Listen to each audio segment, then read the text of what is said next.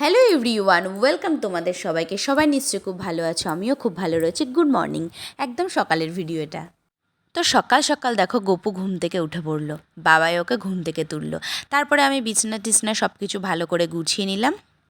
তারপরে ঘরটা একটু গুছিয়ে নিয়ে তারপরে আমরা চা খাবো এখন।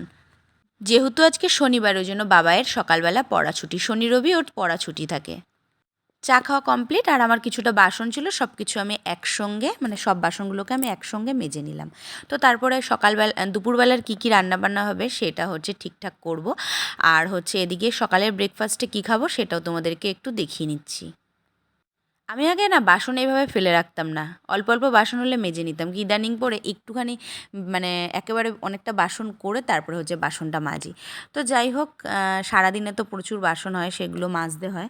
তো তারপরে দুপুরবেলা আজকে কী রান্না করব বুঝতে পারছিলাম না, সব কিছু বার করে নিলাম। কী রান্না করব তোমাদের পরে দেখাচ্ছি। এটা সকালের ব্রেকফাস্ট।